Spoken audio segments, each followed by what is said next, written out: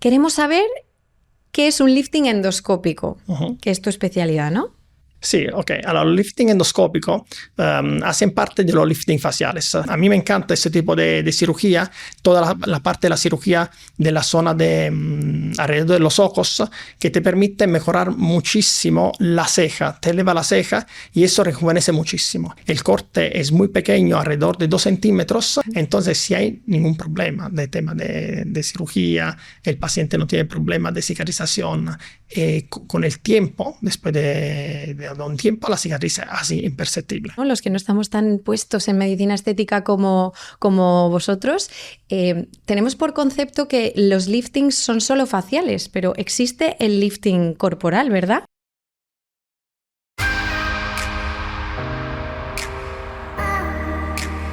De dentro a fuera. Un podcast de salud y belleza de Ilife. Bienvenidos a De Dentro a Fuera, el podcast de salud y belleza de Ilife. Soy Paula Dali y os abro las puertas y os doy la bienvenida a este espacio donde vamos a hablar sobre salud, belleza y los últimos tratamientos en medicina de una manera cercana y muy entendible, pero por supuesto siempre de la mano de nuestros expertos, doctores y profesionales del sector. Hoy nos acompaña el doctor Giuliano, cirujano plástico. Bienvenido, muchas gracias por estar aquí con nosotros. Buenos días a todos, muchas gracias de haberme invitado. Nada, yo trabajo con el grupo de Ilife hace 9 años, soy cirujano plástico de Italia. Y nada, hoy vamos a hablar un poco del tema de los lifting faciales. Así es, te iba a preguntar para que nos entiendan, ya sabes que aquí venimos sin saber nada, ¿no? Yo personalmente no sé mucho sobre el tema y por eso queremos saber qué es un lifting endoscópico, que es tu especialidad, ¿no? Sí, ok. Allora, el lifting endoscópico hacen parte de los lifting faciales. Tenemos que distinguir, decimos, los lifting faciales en base a la zona donde vamos a hacer el lifting. Entonces, tenemos la parte del tercio superior o la parte de la frente, la parte frontal, donde podemos hacer el lifting endoscópico, en el caso de la ceja, donde no hay un gran exceso de piel. O lifting temporal, que es un lifting que me permite levantar la ceja sin el endoscopio, cuando pero hay un exceso de piel. Luego, entre los lifting faciales hay también el lifting del terzo medio, que sería de los pómulos, que también podemos hacerlo junto al lifting endoscópico, o directamente el párpado inferior, de la bléfara inferior. Y luego tenemos los lifting del tercio inferior de la cara, que suelen ir juntos al lifting del cuello. Esos tres tipos de lifting, decimos, se pueden hacer en el mismo momento o separados, dependiendo del caso.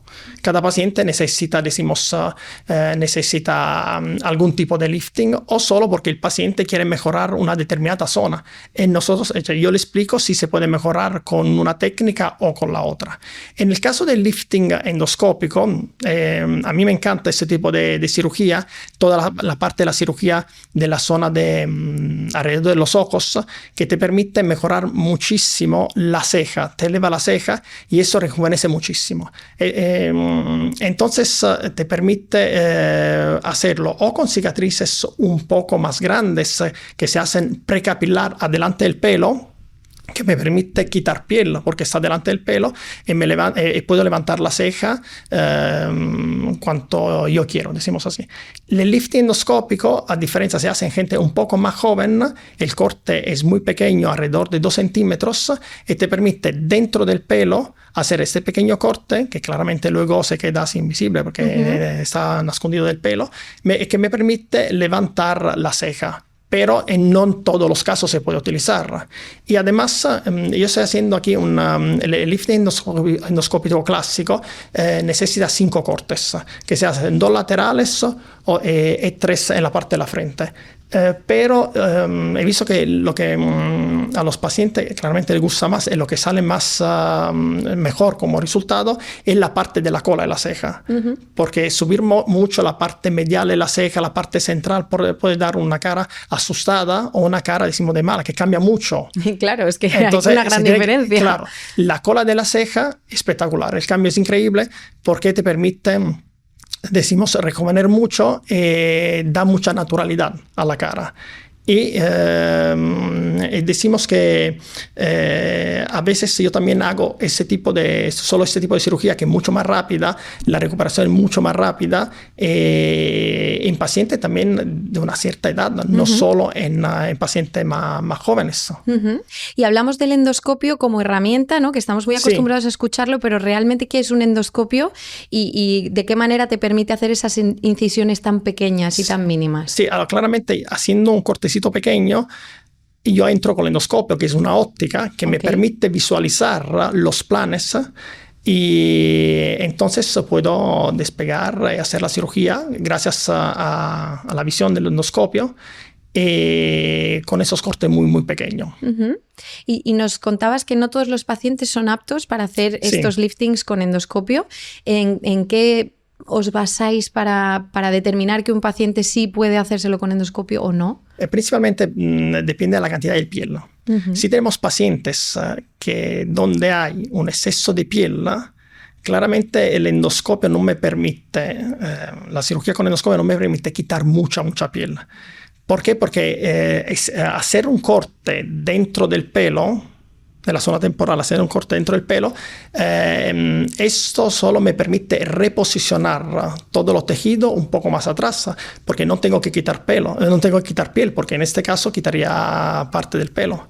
Entonces, en este caso, cuando no hay un exceso de piel encima de la ceja, yo puedo hacer este tipo de cirugía. Cuando hay un exceso de piel, en este caso es preferible hacer un corte de 4 centímetros más o menos adelante del pelo, que así me permite poder quitar parte de la piel y reposicionar la ceja mucho más arriba. Entiendo. En caso muy excesivo. Yo tengo también los casos que he traído, en el caso quisiera Claro, verlos. por supuesto, queremos verlos. Claro que sí.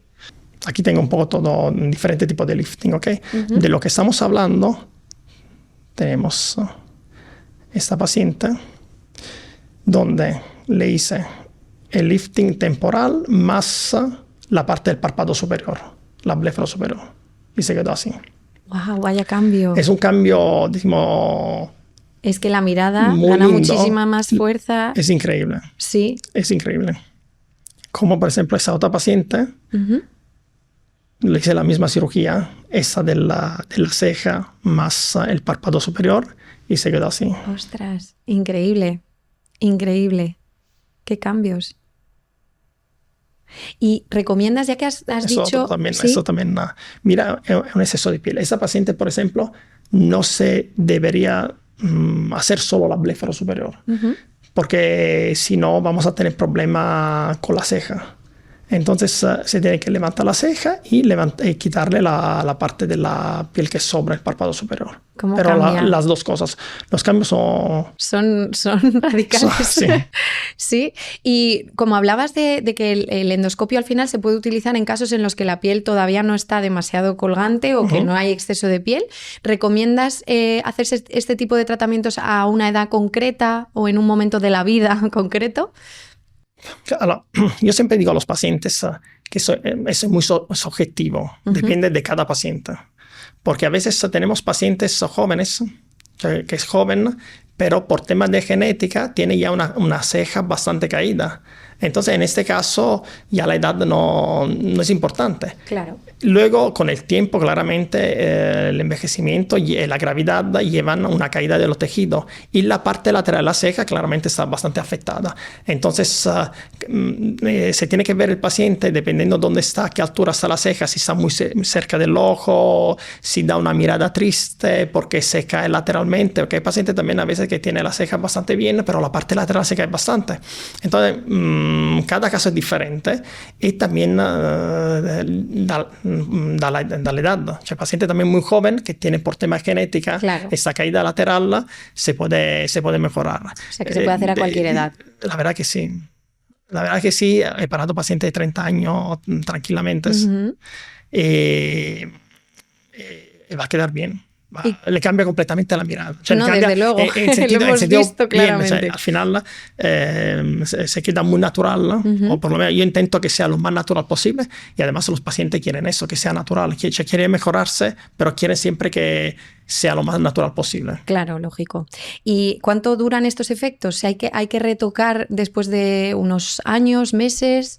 Ahora, decimos que claramente la cirugía, los efectos son muy duraderos. También eso es difícil de contestar. Ya, bueno. Porque depende también de los tejidos de los pacientes. Si el paciente tiene mucha laxicidad, claramente desde el momento que yo hago la cirugía, ahí tiene el efecto de su piel, la gravedad y todo esto, que decimos puede volver a caerse, pero claramente es muy difícil, porque no es como otra parte del cuerpo, por ejemplo, como el pecho, como otra parte del cuerpo que son más pesados, que es más fácil que se caen. Es una zona que no es muy pesada, entonces es difícil también que se vuelva a caer como antes. También depende de la edad que uno se lo hace. Claro, no, por supuesto. Es diferente. Por supuesto. Si uno se lo hace a 60 años, yo creo que es muy difícil que vuelva a caer como antes.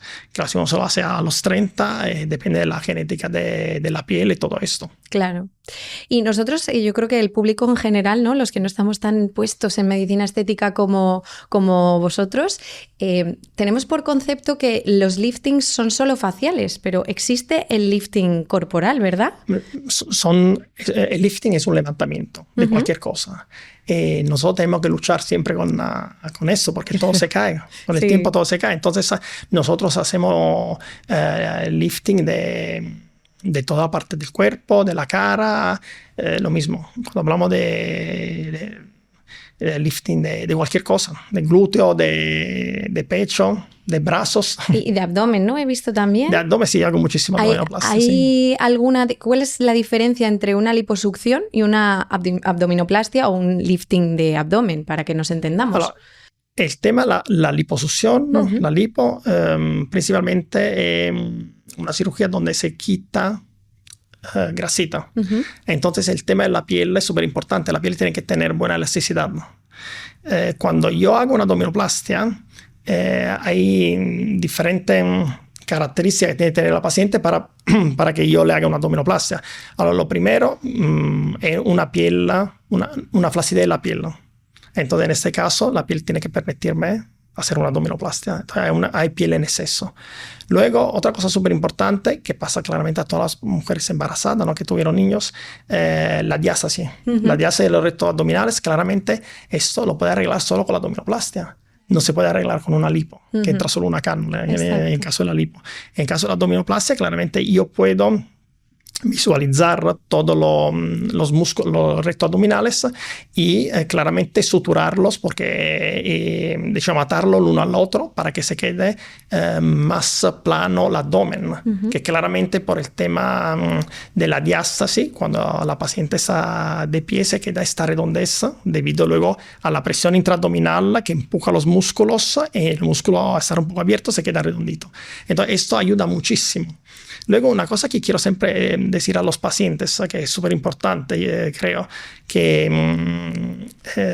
yo tengo mi página Instagram, que enseño muchos casos que son muy lindos y todo esto.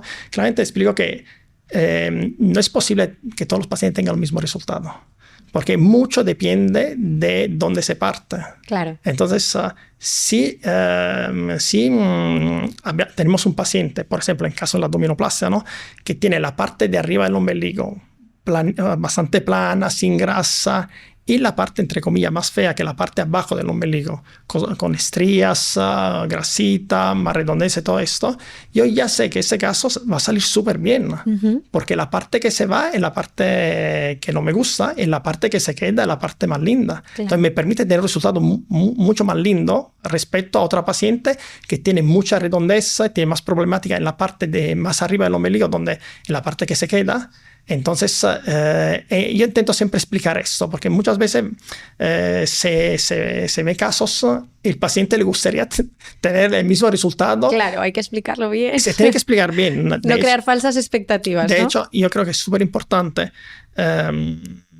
justo explicar bien, entender lo que quiere el paciente, explicarle lo que se puede llegar como resultado, porque las expectativas te dan el éxito del resultado. Porque a veces hay casos muy difíciles que, por ejemplo, al cirujano le gusta el resultado porque era un caso muy difícil, y el paciente no le gusta porque la expectativa era mucho más alta. Entonces, nosotros intentamos siempre que las expectativas sean lo más reales posible, para que luego todos seamos felices. Yo creo que eso el paciente lo debería agradecer, ¿no? Sí, al final por lo menos intentamos siempre explicar esas cosas.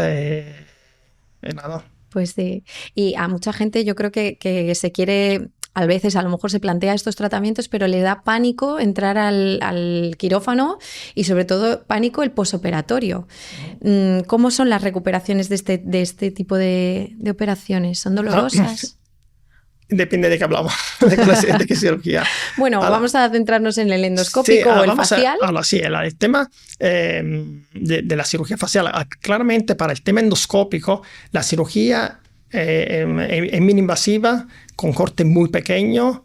Y lo mismo también, no solo el endoscópico, también el lifting que hago con el corte precapilar.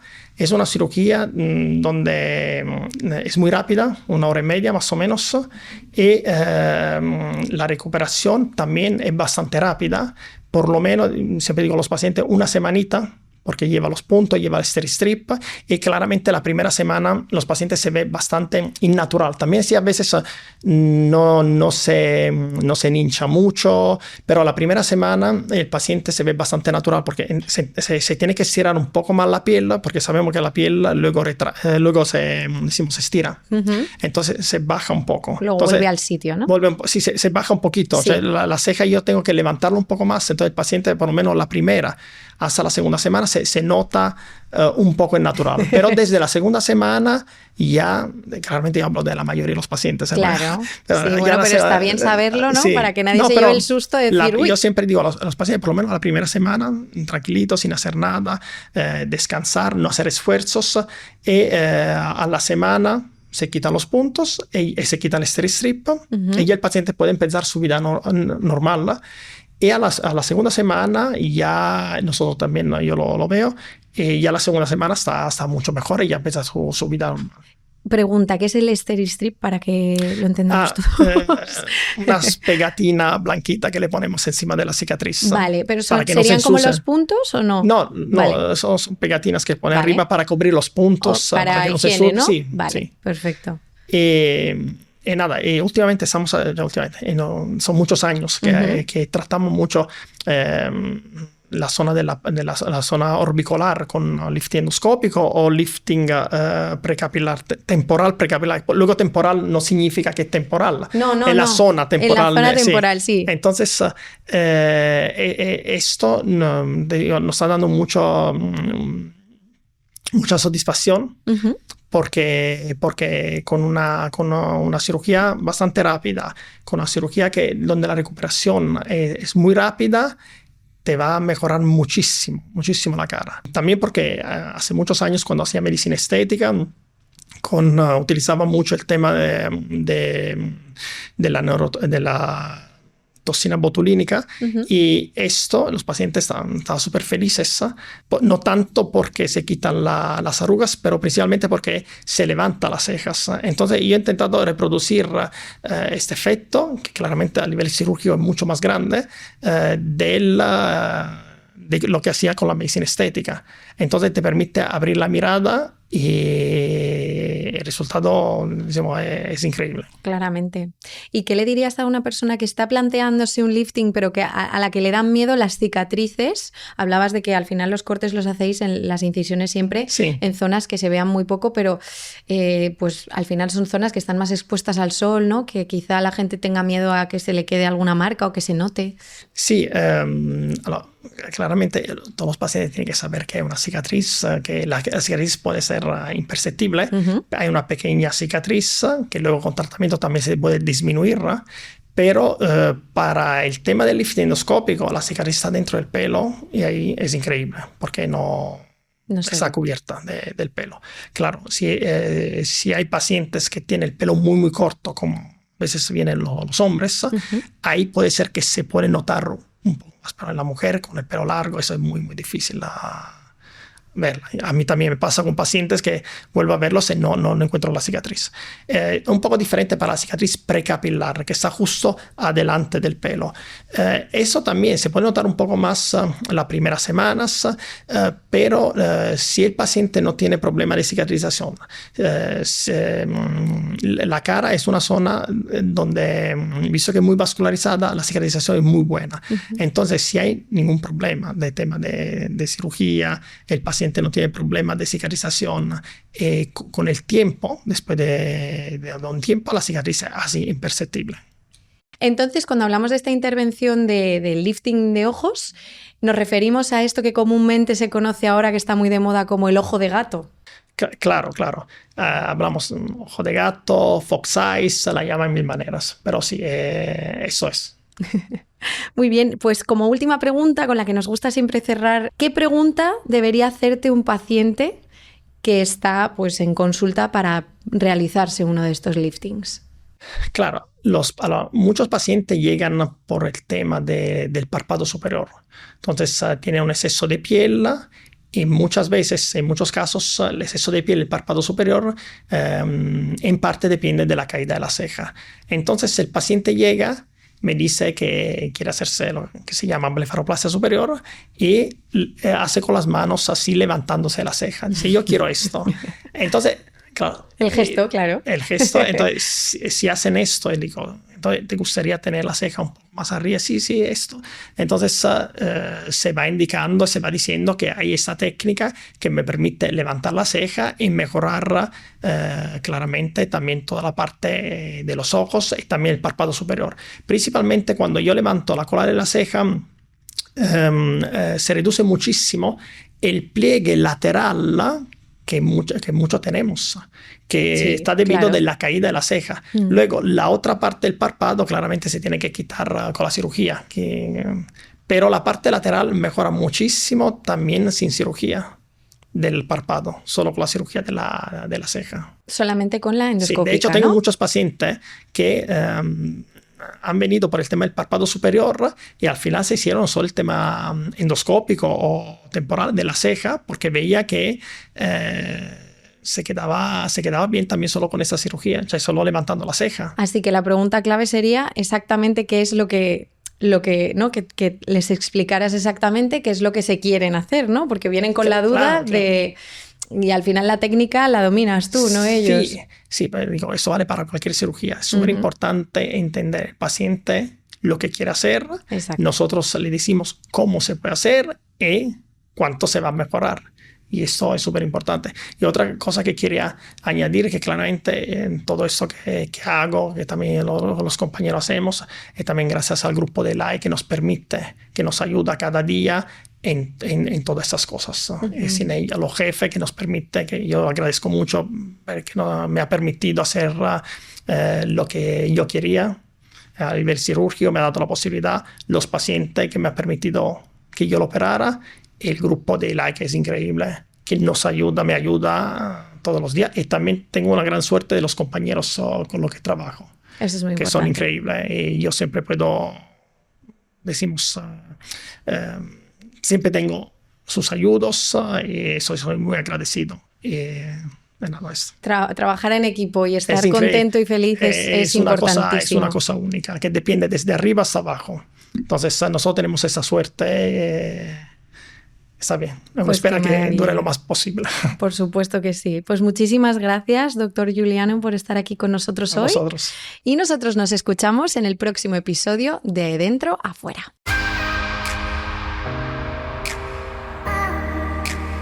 De Dentro a Fuera, un podcast de salud y belleza de iLife.